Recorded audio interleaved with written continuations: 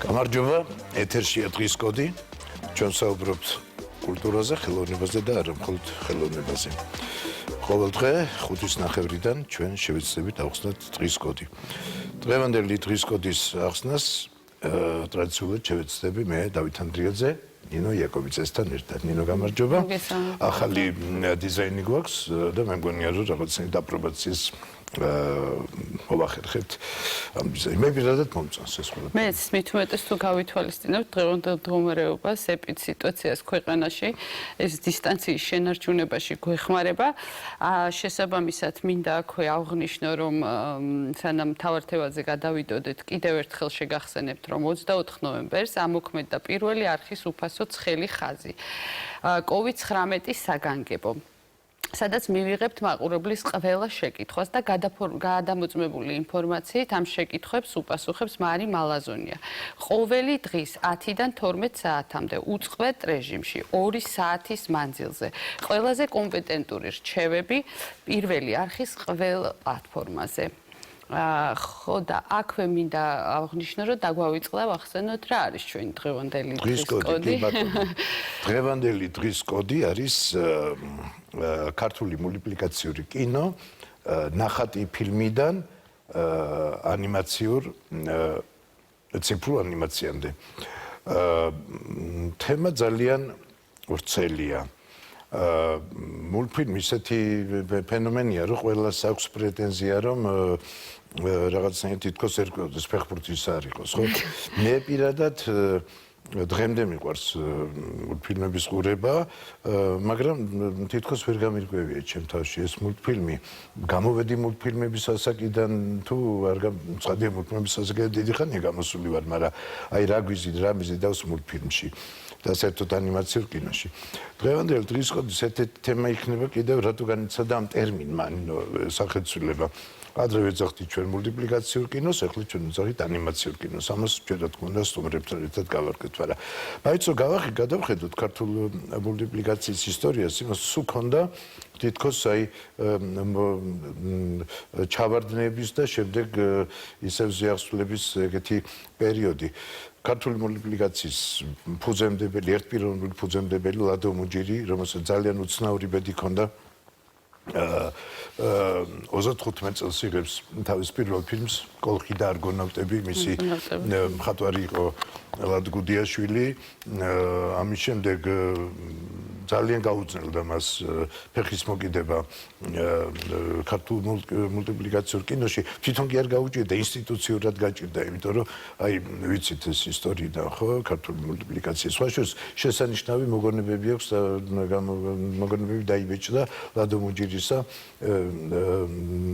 პროსტად ლადო მუჯირის ვაჟმა გამოსცა მოგონებები მამაზე და აი მთელი გარემოცვას და მთელი სიტუაციებზე, რაც ახლა ქართული მულტიპლიკაციური კინოს გავითარებას და უცნაური ბედის კაცი იყო. 45 წლის გარდაიცვალა და სულ 35-დან 50 წლამდე, ესე იგი ფაქტობრივად 50 წელს გარდაიცვალა.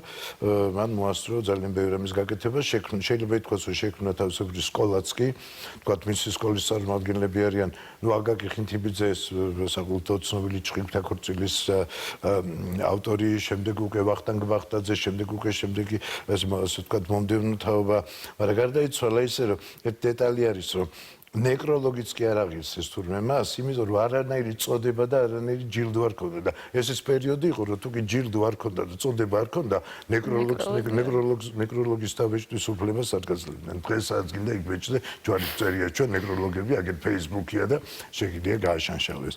ესე იგი, რის თქმა მინდა, რომ აი თვითონ ეს მისი ტრაგიკული ბედი თითქოს ტრაგიკულია ფაქტიურად, იმიტომ რომ ადამიანმა ვერ მოასწრო თვითრეალიზება რა თქმა უნდა მოასწრო, მაგრამ მას ძალიან ესეთი სხვა გეგმები ჰქონდა და ერთ დეტალია კიდე საინტერესო, რომ იმ ძალიან მიზანსწრაფული ადამიანი ყოფილა და იმდენი იქნა, რომ აი სტალინამდე მივიდა მისი ესე ვთქვათ განცხადება ქართულ იმაში სახკინმრეწუში ნახატი ფილმების საამქრო, ასე ერქვა. და აი ამ საამქროს დასაარსებლად და ნუ კანდი ჩარკვიანი იყო მაშინ ცეკას პირველი მდივანი, თურმე ის მხარს უჭერდა ამას, შემდეგ მივიდა სტალინთან, სტალინმა დაადო რეზოლუცია ერთი სიტყვით საინტერესოა, ну ქართულად ყოველ შემთხვევაში ასე იქნებოდა, მაგრამ ამის შემდეგაც ვერაფრით ვერ ასე ვთქვათ მოიკრიბეს ძალები და 35 წელს ყოველ შემთხვევაში გამოჩნდა მისი ფილმი და საინტერესოა კიდევ ერთი მომენტი, ძალიან გამიჭიანურდა მე მგონი საუბარი, მაგრამ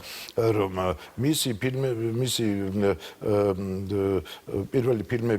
პირველი ფილმის დაბადება ოდნავ წინ უსწრებს კიდეც დისნეის კინოს დაბადებას. მე ამითი არ მინდა იმის თქმა, რომ თქვათ ის დისნეიზე უფრო შოშვეტელი იყო, მაგრამ ყოველ შემთხვევაში და დისნეისთან ესე იგი ეს ყველაფერი დისნეი ახლა მარტო მულტიპლიკატორი იყო არ იყო, არა ეს იყო მთელი პოპ კულტურის ასე ვთქვათ მაგნატი და ყველაფერი, მაგრამ აი ალბათ რო დაცლოდა მას ქართულმა კინომ, მულტიპლიკაციურმა კინომ ცხადია ესეთი მაგნატები ვერ მოგცა, იმიტომ რომ იდეოლოგიური სიტუაცია იყო ისეთი, რომ იქ არ იყო ამის ადგილი, რომ ახლა დისნეილენდები შეგვექმნა ჩვენ და ეს შემდეგ. მოდი ახლა ამ თემებზე სასაუბროთ. კი ბატონო, ძალიან მომწონს თვითონ თემა, იმიტომ რომ თითქოს რაღაცა ინფანტილურად ჟღერს მულტიპლიკაცია, მულტფილმი ბავშვები გვახსენდება, მაგრამ ძალიან სიღრმისეული თემაა, ძალიან სიღრმისეული პრობლემებია და თვითონ პლასტიც, რომელთანაც ეს ადამიანები მუშაობენ, ძალიან ღრმა და საინტერესოა. ამიტომ ვფიქრობ, რომ დროულია უკვე მოვიწვიოთ ჩვენი სტუმარი გელა პატიაშვილი, მხატვარი და ანიმატორი. ბატონო გელა, მოგიხმობთ? მოგიხმობთ. გამარჯობა. მოგესალმებით. გელა, პირდაპირ კითხვაზე რომ გადავიდეთ და მე უკვე გავინაწილებთ და ამ ჩვენს როლებს და ამასთანავე გაიმართა თქვენი გამოფენა ქარვასლაში. აი ამ პანდემიურ სიტუაციაში ეს გმირობა იყო ნამდვილად ამ გამოფენის ექსპოზიციის გაკეთება, რომელსაც ერქვა სად არის ჩვენი ადგილი. სად არის ჩვენი ადგილი ქართულ ანიმაციაში? პირველ რიგში მინდა მადლობა მოგიხადოთ ჩემი დაპატიჟებისთვის და თქვენ შეკითხოს რო უპასუხო. სად არის ჩვენი ადგილი? ცოტა ალეგორიული არის, რა თქმა უნდა. აფიშიდანაც ჩანს, რომ ძაღლებთან გვაქვს საქმე და მხოლოდ ძაღლი არის, ესე ვთქვათ, თემა ამის, მაგრამ არის მაინც საზოგადოების, ჩვენი საზოგადოების ალეგორია არის, რა თქმა უნდა, თავისი მიზანსცენებით, თავისი სოციალური თუ ისეთ ბიბლიური დატვირთვებით და ის შეკითხვა, სად არის ჩვენი ადგილი, ჩვენც გვეხება, რა თქმა უნდა. თითქოს პირველი შეხედვით შეიძლება მოგვეჩვენოს, რომ ძაღლის ვავს ამ შეკითხვას ჩვენი ადგილი სად არის, მაგრამ სინამდვილეში უფრო ფართოდ მოისაზრება ეს შეკითხვა, სად არის ჩვენი ადგილი, ესე იგი ადამიანის ადგილიც სად არის. საინტერესოა. ყოველ შემთხვევაში ამ ექსპოზიციამ ესეთი რაღაცნაირად გაიჟღერა და მიუხედავად იმისა, რომ ბევრმა ვერ მოახერხა მისი ნახვა, მე მგონია, რომ ერთ-ერთი ყველაზე ნიშანდობლივი ესეთი კონცეპტუალური გამოფენა იყო. მე საერთოდ ვერიდები ხოლმე ბოლო პერიოდში კონცეპტუალურ ესეთ ტერმინებს კონცეპტუალური და შემდეგ, იმიტომ რომ იურიელოდ მას აქვს ნათქვამი, რომ კონცეპტები ყველაზე მალფუჭებადი საქონელია, კონცეპტების უკან თუ არ დგას სოციალი და ასე ვთქვათ ვალენტური ძლიერი შემოქმედება, ეს კონცეპტები არაფერს არ შველის. მე მგონია, რომ ეს თქვენი გამოფენა სწორედ ამით იყო საინტერესო, რომ აქ არ იყო ასე ვთქვათ ჭიშველი კონცეპტები. თუმცა ბატონო, მე ვფიქრობ, რომ თქვენი კითხვა ალეგორიული იყო და თქვენი გულისხმობთ, სად არის ჩვენი მულტიპლიკაციის ადგილი. კი, მე აქეთქი გადავედი ახლა. ნუ კონცეფცია რაც გამოფენა შეეხება, მაინც შეკითხვის დასმაში იყო უფრო კონცეფცია ჩადებული, იმიტომ რომ მაინც ფერწერის გამოფენა არის, იყო ასევე ვიდეო და კონცეპტუალური ხელოვნების ნაწილი ყოველ შემთხვევაში არ არის ესე. დღესდღეობით მაინც არეული არის, ცოტა კონცეფცია შეიჭრება ხოლმე მაინც, მაგრამ უფრო ალბათ ფილოსოფიურ ნაწილში ვიდრე გრაფიკულში. მაგრამ კონცეფცია მაინც ჰქონდა გამოფენას. კონცეფცია? თავარია, რა თქმა უნდა. ახლა ანიმაციას დაუბრუნდეთ და აი არსებობს ეგეთი გამოთქმა კი როცნება კინოს სემიოტიკაში, კინემატოგრაფიული კოდი. აი რა განსხვავება არის თქვენი აზრით კინემატოგრაფიულ კოდსა და ანიმაციური კინოს ასე ვთქვათ სემიოტიკურ კოდს შორის? მეცღანი ლოტმანი ვახსენდა, ლოტმანს აქვს არაჩვეულებრივი სტატია ქვია მას მულტიპლიკაციური კინოს სემიოტიკური ბუნების შესახებ. ესე იგი ამხელა კულტურალურმა და ამხელა ასე ვთქვათ ფილოსოფოსმა მოიცალა იმისთვის ბერს შეიძლება გაუკვირდეს კიდეც მოიცალა მულტიპლიკაციური კინოსთვის. ეს კიდევ ერთხელ ლაპარაკობს იმაზე, რომ ეს არის სერიოზული და ფუნდამენტური ასე ვთქვათ ფილოსოფიის კულტუროლოგიური პრობლემა, ხო, ანიმაციური კინო და იქ აქვს ეგეთი ფორმულა რომ სათამაშო კინოში, სათამაშო კინო შეიძლება დავარქვა და რუსულში რაც არის, იგრავოი კინო. სათამაშო კინოში ადამიანი თამაშობს პერსონაჟს და მულტიპლიკაციურ კინოში ნახატი პერსონაჟი თამაშობს ადამიანს, რომელიც თამაშობს პერსონაჟს. ესე იგი ორმაგი კოდირების სისტემა არის ამ შემთხვევაში. მეორადი მომოდელირებელი სისტემა არის.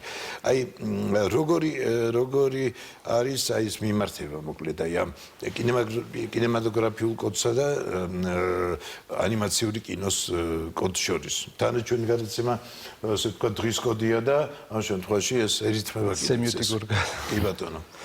ჩემს თუ ლაპარაკობთ ახლა ნიშნების სისტემაზე ხო ალბათ რომ რა გავლენას ახდენს საზოგადოებაზე ასე ჩვენ გვეცნობიერებაში რა ილექება და შესაბამისად რაღაცა ნიშანს გვაძლევს მე მსგავსი პერსონაჟის ნახვისას ამ მსგავსი მომენტის ნახვისას რა თქმა უნდა ეს იკვეთება ერთმანეთში ამ შემთხვევაში კინემატოგრაფიულ ამ შემთხვევაში კინემას თემაზე რო ვთქვათ ჩვენ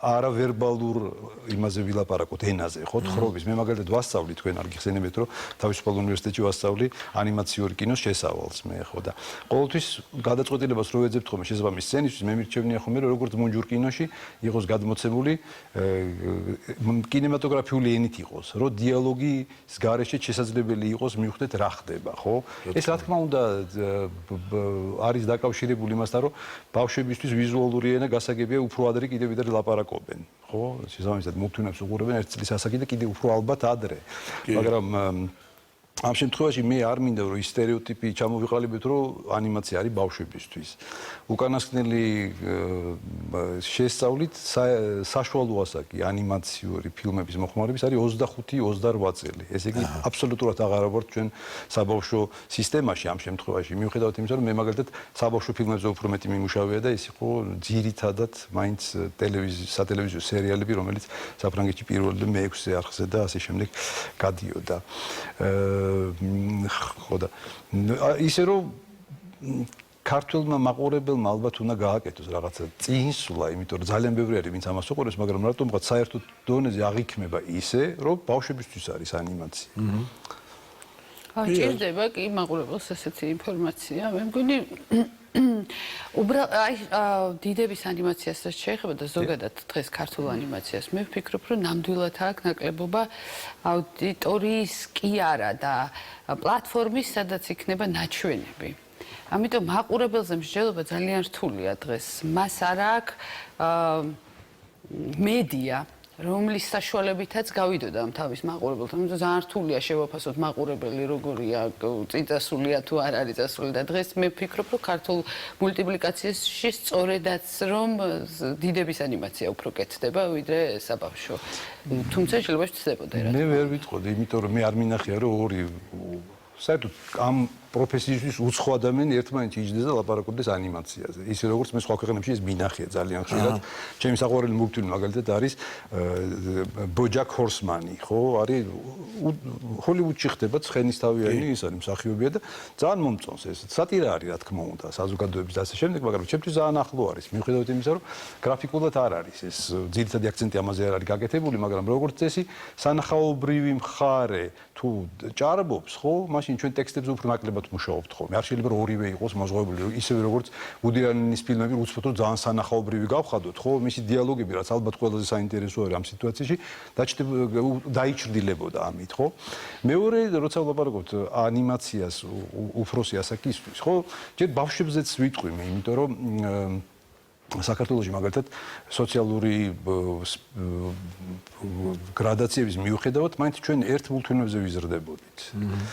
და საერთო კოდი გქონდა გამომუშავებული, როგორც თქვა. ესე იგი ჩვენ ერთმანეთის გვესმოდა რაღაცების ხარჯზე, ხო? მე აბსოლუტურად დარწმუნებული ვარ, რომ ქართველი ბავშვები ქართულ ანიმაციაზე უნდა იზრდებოდნენ პირველ რიგში, რომ ნაციონალური იდენტიფიკაცია გქონდეთ საკუთარი თავის. მეორე ის არის კიდე რომ საზოგადოებაში ის პრობლემები რომელიც გვაქვს, შეიძლება ეს ერთ-ერთი მათგანი ესეც არის, რომ ორი საწინააღმდეგოდ განწყობილი ჯგუფი დავარქვათ, ხო? სხვადასხვა შეხედულებების მქონე ადამიანები ერთმანეთის მიმართ არიჩენენ ძალიან დიდ ტოლერანტულობას, იმიტომ რომ საერთო დასაყრდენი არა აქვს. ამ შემთხვევაში მე საფრანგეთში მილია შევადრო, სადაც 30 წელი ვიცხოვრე და ვიცი რომ იქ მაინც აი ყველა სოციალური ფენა დაწყებული ყველაზე დაბალი ფენები და ყველაზე მაყალ ფენამდე ერთ ფილმებზე იზრდება, შესაბამისად ერთ მულტფილმებზე, ერთ კომიქსების წიგნებზე, ერთ მუსიკაზე და რაღაცა და მე რო ვადარებ ეხლა ხო სტუდენტებთან მაგ მე ძირითადად შეხება, ვატყობ რომ აი სტუდენტები და სხვები რომელთაც მე ასევე ვიცნობ, ხო აი ნუ ხო საერთოდ მხოლოდ ენა აქვთ. ბევრ მეტი არაფერი და ეს სიმართლე გითხრათ ცოტა შიშის გზნობას იწვევს ჩემში რომ ამება როგორ უნდა გაუყონ ერთმანეთს. ზედა შესაბამისად ერთ ენაზე ვლაპარაკობთ, მაგრამ სხვა ის კოდები რაც უნდა იყოს ჩვენში ჩადებული, ხო? ჩვენი საერთო კოდები ესე დავარქვათ. ამას რაც ჩვენ გვიადვილებს ერთმანეთთან ურთიერთობას, ძალიან დიდი სიცარიელი არის. ამ შემთხვევაში. ესე იგი თქვენ ამბობთ და სავსებით გეთანხმებით იმაში, რომ მულტიპლიკაციური კინოს ენა უნდა ეყრდნობოდეს ერთიანი უნიტარული იდეოლექტების, სოციოლექტების ესე ვთქვათ სისტემას.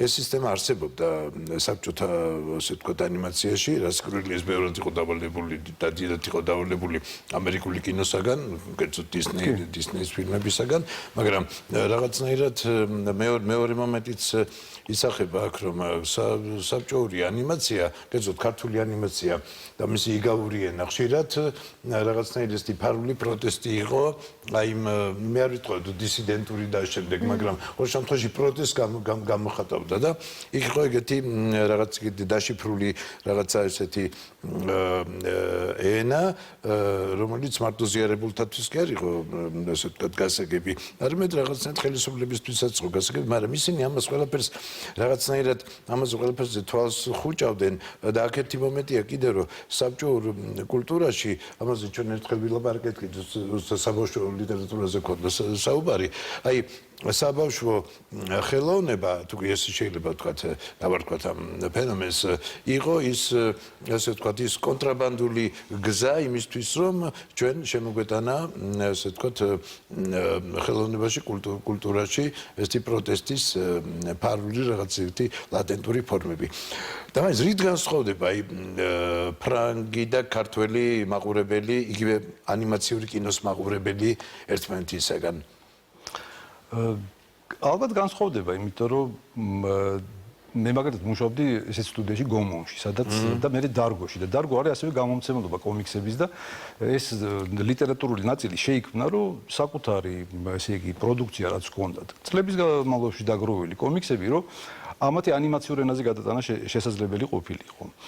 და ვნახე რომ რამდენად ჩემი ასაკის ესე იგი ნუ მარტო თანამშრომლები საერთოდ ვინც რომ რამდენად კარგად იცნობდნენ კომიქსების სისტემას ხო ფრანგული კომიქსები ძალიან კარგია ბელგიური არის რა თქმა უნდა ყველაზე დომინანტური ამ შემთხვევაში მაგრამ ყველასთვის გასაგები ის იყო ეს ენა შესაბამისად ანიმაცია ესე იგი ამოძრავებული კომიქსები ხო უკვე თავისთავად საინტერესო არის ის რაც ჩვენ ვიცით ხო იმ მომენტიდან როცა საინტერესო ხდება კომიქსების ციგნი მე გადავდივარ თუ ანიმაციურ იმაზე ხო ფიქრობ რომ როგორ შეიძლება ამისი ადაპტირება ხო თუ შესაძლებლობაც იძლევა პირდაპირ თუ არა და მაშინ პერსონაჟების გამოყენებით ან ისტორიის გამოყენებით 1000 მრავალი შესაძლებლობა არსებობს ამის ხო და ჩვენთან მაინც სიცარიელი არის კომიქსების ენაზე ჩვენ არ მეტყველებთ ჩვენ რაც მე მახსოვს იყო რაღაც ორ გაზეთში იყო ხოლმე რაღაც პატარა სოციალური შარჟები იყო ხოლმე რომელიც რაღაცა ისეთ თემაზე იყო ხოლმე რაღაც ალკოჰოლიზმის თემაზე თუ რაღაცა ძალიან მარტივი და უბრალო არ ამ შემთხვევაში ხო და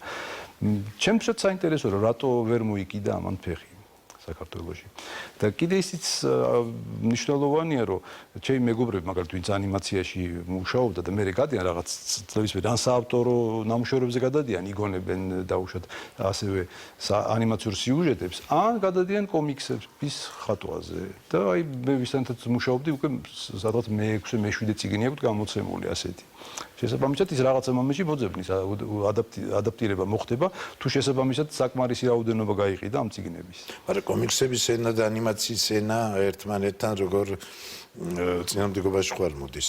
ძალიან სოფტ ესთეტიკი არა ახლოს არის, მაგრამ აი სუფთან ესე ვთქვათ, აი ნარატიული სქემის თვალსაზრისით, აი კომიქსი, ანიმაცია. ნუ შექმნილი არის ახლა ესე ვთქვათ კოდია შექმნილი, ხო? ეს შეიძლება იყოს, რომ სამართლის მაძიებელი ღამის დაუშვას ეს სუპერმენი იქნება, ან ნებისმიერი, ხო, კაპიტანი ამერიკაც. ხო და ჩვენ უკვე ამ პერსონაჟს რო ვიცნობთ, ხო, და ვიცით რას აკეთებს და რას იუჟი, შეგვიძლია რომ უამრავი შევქმნათ მასალა, ვიზუალური მასალა ამ შემთხვევაში გულისხმობ ანიმაციას. მით უმეტეს რომ კონცეფციის უნივერსალურობა ამ შემთხვევაში კონცეფცია ანიმაციური კონცეფციას გულისხმობს იმას, რომ უნდა შეგვიძლიოს ჩვენ n რაოდენობის სეზონების გაკეთება მარტო იმას არ მე მაგალითად მომეცა საშუალება მე მუშაობ ოლივერ ტვისტზე ყველაზე ისეთი რეიტინგული 3 სეზონი გავაკეთეთ და მე რო მოვიდი კიდე გავაგრძელეთ. შემდეგ იყო კიდე ოგი და ტარაკნები, ასევე ჟან ივ რამბოს ნამუშევარი იყო, ფანტასტიკური კაცი იყო ეს, რომელიც იგონებდა, ნუ აი ეს როგორც სუნთქავდა და ყველა მაგისი ნამუშევარი ბესტსელერი გახდა. აი ოლივერ ტვისტის ისენი გადის უკან ნამუშევრები რასაც. ხო და ეს ითვალისწინებს, რა თქმა უნდა, შესაბამისად კონცეფციის უნივერსალურობა ძალიან მნიშვნელოვანი არის შემთხვევაში, რომ არ გამოვიდეს ისე, რომ პირველი სერია და მე-12 ერთმანეთისგან განსხვავდებოდეს. რაც ჩვენ გქონდას მაგალითად საბჭოთა დროს მე მახსოვს, რომ ნუპაგადის პირველი სერია და მე-12 ძალიან განსხვავდებოდა ერთმანეთისგან. თვითონ ავიწყდებოდათ რა წინა სერია. ხო, იმიტომ რომ ეს პროდუქციის, ნუ ამ შემთხვევაში ხა ანიმაციურ ინდუსტრიაში ვარ ნამუშევარი და შემიძლია გითხრათ, რომ რაღაც შეკუშულ დროში უნდა მოხდეს ეს ყველაფერი და ერთდროულად რამოდენიმე სერიაზე მიდის მუშაობა, რომ ზუსტად ეს არ მოხდეს. ისევე როგორც გრაფიკულ თვალსაზრისით, შესაბამისად ლიტერატურული თვალსაზრისითაც. ასე იგი. და ძალიან მარტივი შეკითხვა ალბათ თქვენთვის მულტიპლიკაცია და ანიმაცია. აი რა მოვლენაა ეს, იმიტომ რომ მულტფილმს ვეძახით, როგორც ვეძახით. ხო, მაინც. ისე, მაგრამ რეალურად ანიმაციაზე ვსაუბრობთ, ანიმაციურ ფილმზე. რაკნა ანიმაცია მოკლა მულტიპლიკაცია თუ ეს არის მისი ბუნებრივი განვითარების გზა და არა, ერთი და იგივე არის. ერთი და იგივე. კი, ერთი და იგივე. თუმცა ტექნოლოგიურად განსხვავდება. არა, ტექნოლოგიურად მაგრამ სემანტიკურადაც სხვადასხვა. სხვადასხვა ის გამრავლება, ის გაცოცხლება. ერთი არის გამრავლება, გამბევრება და მეორე არის გაცოცხლება, სულის ჩაბერვა. სულის ჩაბერვა, ხო, ანუ რაღაცა თვალსაზრისით, ფილოსოფიურ თვალსაზრისითაც განსხვავებული რამეა. იცით, მე მგონია რომ ეს ტერმინი უკვე მულტიპლიკაცია უკვე მივატოვეთ თითქოს, უკვე ანიმაციურზე გადავედით. ხო და რაღაცას ალბათ ითვალისწინებდა რაღაც სპეციფიკა იყო, მაგრამ ყოველ შემთხვევაში დიდი განსხვავება ამაში არ არის. მაგრამ ჩვენ გვჭება კიდევ ერთი სეგმენტი იქ მოცულობითი ანიმაცია და 3D ანიმაცია და აი მე ეხლა ზუსტად კითხვა გამიჩნდა 3D ანიმაცია და დისნეი წუხდა ცოტა ხნის წინ მაგ სტატიაზე გითხული რომ მულტიპლიკატორებს ვეღარ ვინარჩუნებთ, იმიტომ რომ გეიმერებისთვის რაც მზადდება თამაშები, ესეც ანიმაცია, ისიც ანიმაციაში კეთდება და კარგი პროფესიონალი ანიმატორი, ნუ აი გადაიბირებენ და ნამდვილად ანიმაცია ვერ თავაზობს იმ ჰონორარებს, რასაც თავაზობს, რა თქმა უნდა, ის ინდუსტრია, რომელიც ძალიან სწრაფ განვითარებადია. ეს კონკურენცია რამდენად სახიფათოა ანიმაციისთვის? არის კი სახიფათო თუ პირიქით შეგვიძლია გამოვიყენოთ როგორც განვითარება? რა თქმა უნდა, ტექნოლოგიურად ყოველ შემთხვევაში ვიდეო თამაშები არის აწყობილი დიდად ტექნოლოგიებზე, რომელიც ეხმარება ანიმაციას ასევე, ხო? და საშიშროება ჩემი აზრით დიდი საშიშროება ამაში არ არის, რადგან ისედაც არიან ხოლმე ანიმატორები, რომლებიც მიდიან ხოლმე რეკლამაში მუშაობენ და სამჯერ მეტი ხელფასი აქვს შეიძლება. საქართველოში უბრალოდ ასეთი სიტუაცია. მე მოbrunდებიან, ნუ ხანდახან ხუმრობით spoiled animators ვეძახით ხოლმე ამას, რაღაც გაფუჭებული ანიმატორები, რომლებიც მიდიან და მოდიან. მაგრამ ეს ამას არ აქვს არსებითი მნიშვნელობა, იმიტომ რომ ძირითადად უნდა ვიცოდეთ, რომ კომიქსები ვახსენეთ და ანიმაციური სერიალები ვახსენეთ, ხო, ასევე ვიდეო თამაშებიც არის ერთ-ერთი ნაწილი, კი რა თქმა უნდა დიდი ინდუსტრიის, რომელმაც აბსოლუტურად ყველანაირი რეკორდი მოხსნა ეხლა. მით უმეტეს პანდემიის პერიოდში, როცა ხალხი სახში არის გამოკეტილი და ძირითადად გადასული არის სერიალების ყურებაზე და ასევე ახალი თამაშების ძებნაზე, რომ ან შემდეგი ისა ხო ეტაპი. ხო და ამ შემთხვევაში ერთად კეთდება მე მაგალითად ვისთანაც მიმუშავე ისინი ხშირად ანიმაციურ გადადიოდნენ ხოლმე იმიტომ რომ ეს ვიდეო გეიმებიც თამაშებიდან არის სერიალებიდან არის წამოსული ძალიან ხშირად ხო ხო და საქართველოში თუ ვილაპარაკებთ ხა მე მაგალითად ანიმაციურ ინდუსტრიას ჯერჯერობით ვერ ვხედავ არის კინოცენტრს აქ რაღაც დაფინანსება ანიმაციური ფილმების, მაგრამ ეს ავტორო ფილმებით შემოისაზღვრება. მე თავიდან ნანა ჯანელიძემ დამპატიჟა პირველი რომელიც აინტერესებდა რომ ცოტა რაღაც გამოცდილება ჩამოგვეტანა და მაინც იქაც პირველი შეხლა ის იყო რომ მე რო ვამბობდი რომ მე ინდუსტრიიდან მოვდივარ და ძირითადად მე კინოცენტრმა იმიტომ დამიძახა რომ სამუშაო ადგილები იქნებ შევქმნათ ამ სფეროში, ხო? მეუბნებოდი რომ შენ ალბათ ნუ ისე მოისაზრებოდა რომ რატომღაც ამ ინდუსტრიას უნდა მოეკლას ავტორო ფილმი, ხო? საქართველოში მხოლოდ საავტორო ფილმი ფინანსდება ამ შემთხვევაში და ის ანიმატორები რომელსაც ვიცნობ ძალიან დიდი სიმპათიით ვარ განწყობილი, ისინიც სამწუხაროდ მხოლოდ საფესტივალო ფორმატში მუშაობენ, მაგრამ მე ამ შემთხვევაში მაინც წინააღმდეგობაში მოვდივარ იმასთან რომ ერთი მეორე ჯერ ისეთი ხელს არ უშლის. მეორე ის რომ ჩვენ ვაფინანსებთ საავტორო ფილმებს რომელიც ჩვენ თვითონ არ გვაქვს ნანახი ხო აი თქვენ ამდენი საავტორო ფილმი გაქვთ ნანახი მაგალითად ხო მე ცუდი მაგალითი ვარ ვუყურებ რაღაცას ხო და გამოდის რომ ჩვენ უნდა ვიღაცას ვაჩვენოთ ეს ფესტივალზე და თქვათ რომ ჩვენც ვიცით მულტიპლიკაციის კითხვა რატომაც შეურაცხყოფელი პოზიცია ჩემი აზრით ხო ის მცდელობები რომ შეგვექნა სტუდია სკოლა სტუდია სადაც შეეძლოთ მაგალითად სტაჟიერებს იმიტომ რომ უამრავი ბონდომებული ადამიანები რომელსაც უნდა ამ მიმართულებით განვითარდეს და არ არის ამის საშუალება. ძირითადად სტუდია ვერ ჩამოვაყალიბეთ. 1000 დაპირებები მქონდა მე ხან იქიდან ხან ბატონო გელა ძალიან საინტერესო თემა. მიმართლა ძალიან მაინტერესებს აი საავტორო კინოს და ბაზარს და ინდუსტრიას შორის ბალანსი რამდენად შეიძლება შენარჩუნდეს აი პატარა ქვეყანაში, მაგრამ სამწუხაროდ მცირე სარეკლამო პაუზაზე უნდა გავიდეთ და ისევ დაგიბრუნდებით მულტიპლიკაციასთან.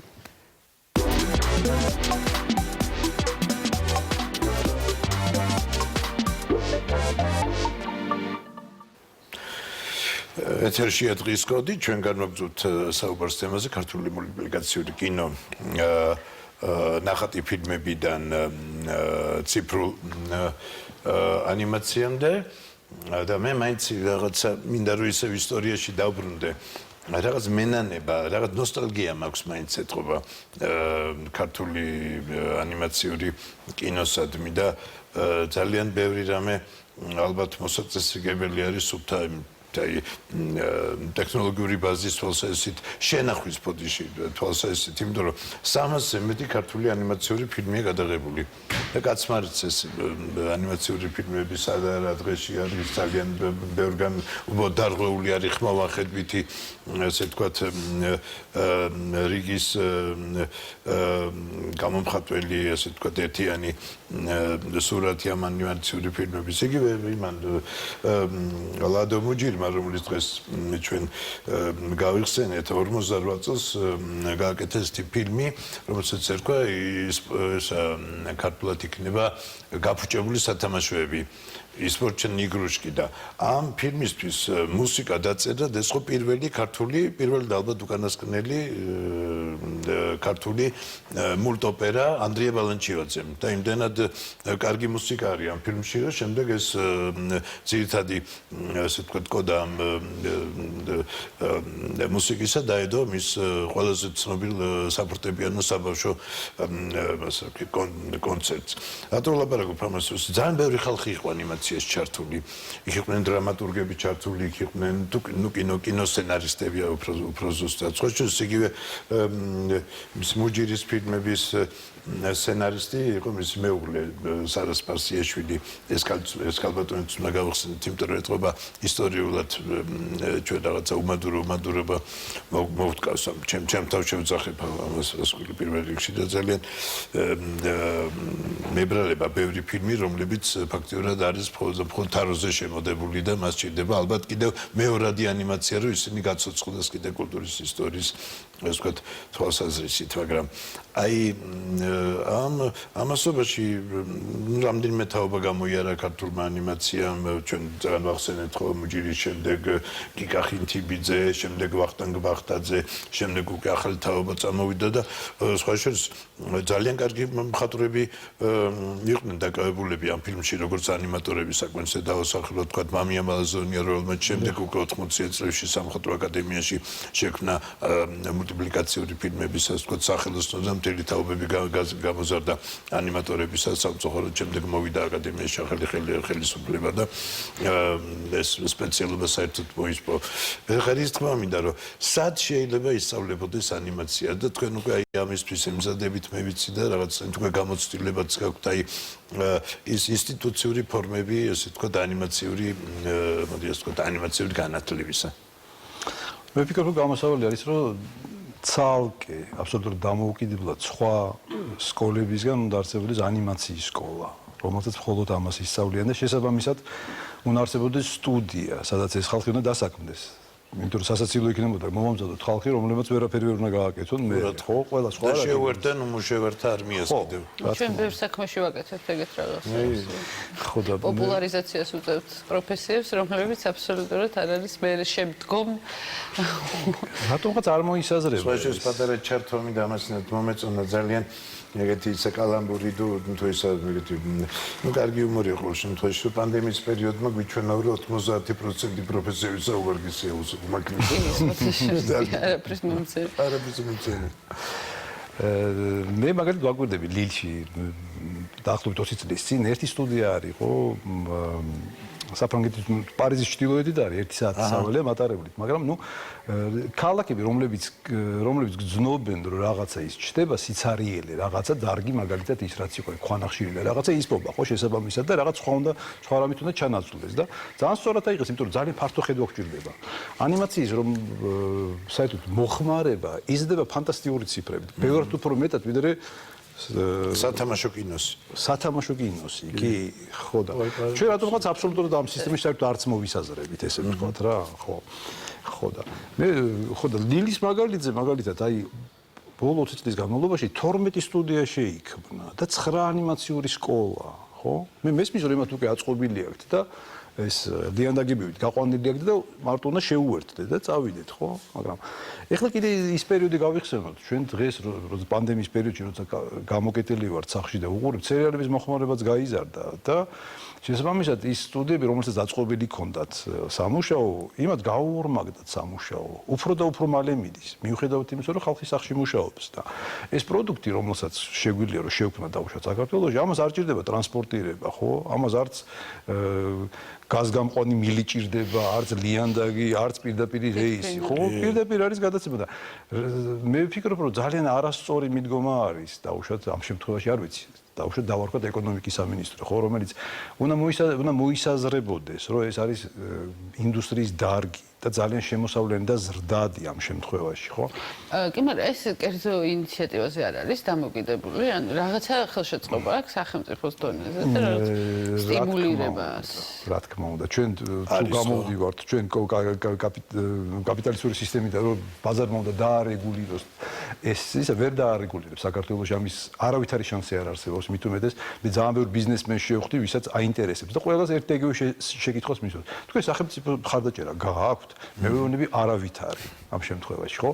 მაშინ ციფრებს მოვიყვან მე ის რომ დაუშვათ 200,000 არის გამოყოფილი დღესდღეობით 200,000 ლარი ანიმაციის წარმოებისთვის, ხო? ეს მოკლემეტრაჟიანი ფილმები მოისაზრება საავტორო. და ფეხბურთისთვის არის 200 მილიონი.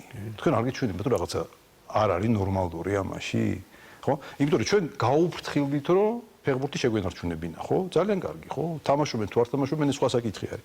მაგრამ ანიმაციამ რა დააშავა? შეიძლება რომ 1000 ჯერ ნაკლები ბიუჯეტი ქონდეს, სადაც ყველაზე მომგებიანი არის ეს და ხალხი დასაქმდება ამით, ხო?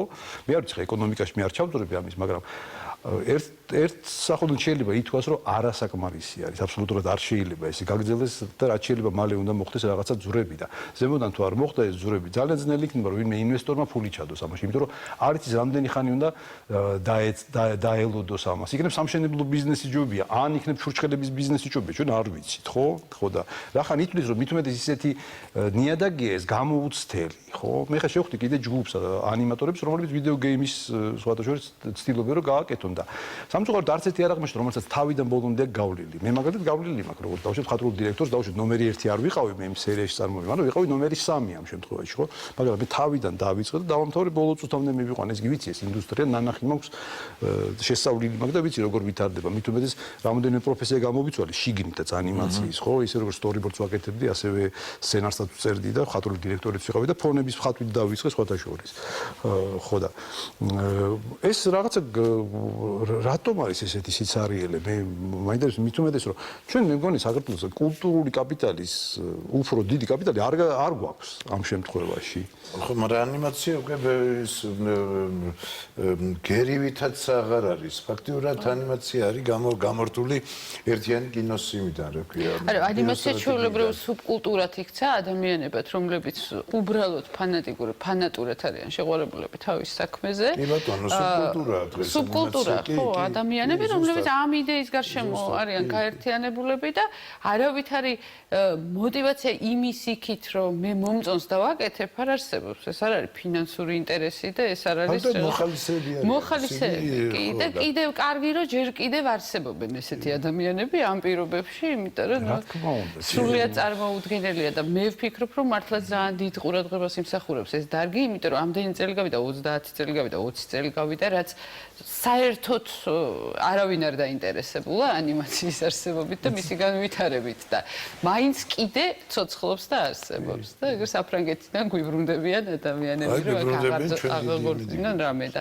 შესაბამისად ძალიან სამწუხაროა, რომ სახელმწიფო მხრიდან და ნუ ერთი კითხვა ახლა აი ბევრი ლაპარაკი იყო ახლა დღეს ჩვენ სამაში დიალოგში მასე სერიულობაზე და ფაქტიურად ეს სერიულობა არის ერთ-ერთი ესეთი ანიმაციური კინოს დისკურსის ნაწილი კი არა, მისი ფაქტიურად ყველაზე მკვეთრი ასე ვთქვათ გამოხატულება და ამაზე აქედან გამომდინარე ეგეთი კითხვა დამიჩნდა თვითონ ჩვენი გარემოცველი რეფერენციალური სამყაროც ανიმაციური ხوار გახდა. რა თქმა უნდა ხდება ნელ-ნელა ხდება და უკვე ზღვარს ვეღარ გვაქვს სად არის კი იმიტომ რომ ჩვენ ფაქტიურად აი ამ ციფრულმა სამყარომ დიგიტალურმა სამყარომ მოახდინა სოციალური ადამიანური ვიტალური ასე ვთქვათ ინტენციების ჩაკლა და ამ შემთხვევაში კიდევ უფრო საინტერესო უნდა იყოს ალბათ ჩვენი ასე ვთქვათ სამამულო ანიმაციური დისკურსის რაღაც გამომუშავება, მაგრამ ახლა ამას ეკონომიკის სამინისტროს ამენით ვერ აუხსნი. ხო, იმიტომ რომ შეიძლება რომ საერთოდ საქმეები ყოფილიყო. სხვათა შორის არიან დაინტერესებული პირები არიან დაინტერესებული. ეს ჩვენი სამყარო სრული გახდა ანიმაციური ჩვენი სინამდვილე რომელშიც ვართ, მაგრამ აი ფანქარში გაცოცხლებული პერსონაჟი უფრო რეალურია, უფრო მიმეზისურია თუ გაციფრულებული. ჩემთვის რა თქმა უნდა არის, იმიტომ რომ იმაში იმდენი შარმია ჩადებული, რომ ციფრულმა ანიმაციამ სამადემ ვერ შეიძლება რომ ჩაანაცვლოს ეს, ხო? მაგრამ ამ შემთხვევაში ნუ მოვისაზრებთ ჩვენ რომ აბსოლუტურად განსხვავებული ინსტრუმენტი შეიცვალა, ხო? ამ შემთხვევაში ფანქარი ჩაანაცვლა სხვა ფანქარი, მაგრამ ხელისნება, ხელში ამოწვერილი ეს ენერგია რომელიც გადადიოდა დაგარწმუნოთ რომ მაინც კარგი ანიმატორები და ის ვინც იგონებს ავტორები მაინც ფანქარში მუშაობენ, მეერე გადააქვთ უკვე სხვებს გადააქვთ უკვე 3D-ში და იმიტომ რომ ერთი ჭკვიანი კაცი ამბობდა ხელა მხატვრის მთავარი ჭკუა ხელშიაო და ამიტომ ეს ჭკუა ალბათ ამ ჭკუას ვერაფერი ვერ შეეცილება. მე მგონი დღეს ძალიან ბევრი ბატონო ბევრი ვისაუბრეთ ანიმაციაზე, მულტიპლიკაციაზე. მე კიდე მინდოდა ცოტა შევხებოდი ამ მოდურ მოვლენას იაპონურ ანიმეს და ასე შემდეგ, მაგრამ ალბათ ვეღარ მოვასწრებ. ძალიან მაინტერესებს. იმედი მაქვს, რომ აი ანიმეთი გატაცებული ბავშვები აღორძინებენ ქართულ მულტიპლიკაციას, იმიტომ რომ არიან უკვე გატაცებულები და როცა მახსენდება მულტიპლიკაცია, აი სულ მახსენდება ერთ პატარა ევროპულ ქალაქში ვიყავი და მოვხდი მულტიპლიკაციის მუზეუმში. სამი პატარა მცირე ოთახი, ჩვენ როგორც გვჩვევია ეს დიდი დარბაზები კი არ იყო, მაგრამ იქ იყო გაცოცხლებული პროცესი როგორ კეთდება და იქ ნახე რეალურად არა ვიდეო ჩანაწერი არის ზოოტროპი ნამდვილი და აი სულ რომ ახსენდება ანიმაცია ის შეგრძნება მახსენდება რომ იმას შემეძლო შევხებოდი და გამეცოცხლებინა ეს მოძრაობა და ვისურვებდი რომ საქართველოშიც იარსებობს ესეთი მუზეუმი იმიტომ რომ ბავშვებისთვის ძალიან საინტერესოა და ნამდვილად რო ეხები ამას ძალიან ის არის ამაღელვებელი თვითონ პროცესი სამუშაო.